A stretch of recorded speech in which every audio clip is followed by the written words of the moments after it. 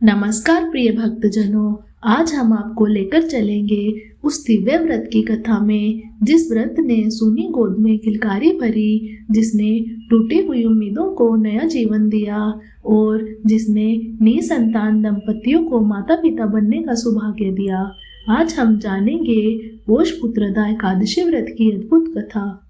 पौष मास के शुक्ल पक्ष की एकादशी को पुत्रदा एकादशी कहा जाता है। यह व्रत संतान प्राप्ति, संतान की रक्षा और वंश की वृद्धि के लिए किया जाता है।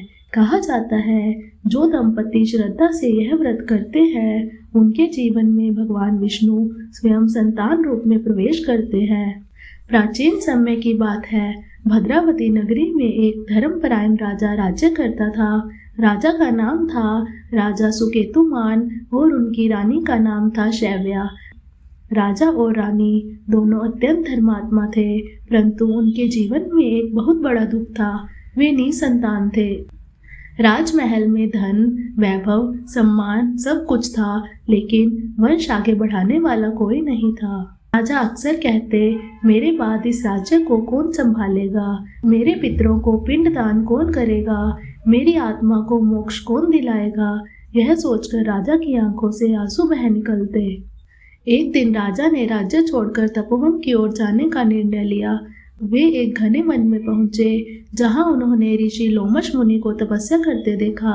राजा ने मुनि को अपने दुख की सारी कथा सुनाई। लोमश मुनि बोले, हे राजन, पौष मास की शुक्ल पक्ष की एकादशी का व्रत करो। यह व्रत स्वयं भगवान विष्णु का आशीर्वाद है। जो इसे करता है उसे अवश्य पुत्र की प्राप्ति होती है। राजा रानी ने श्रद्धा से व्रत किया, उपवास रखा, रात्रि जागरण किया, विष्णु सहस्त्र नाम का पाठ किया, दीपदान किया, ब्राह्मणों को भोजन कराया।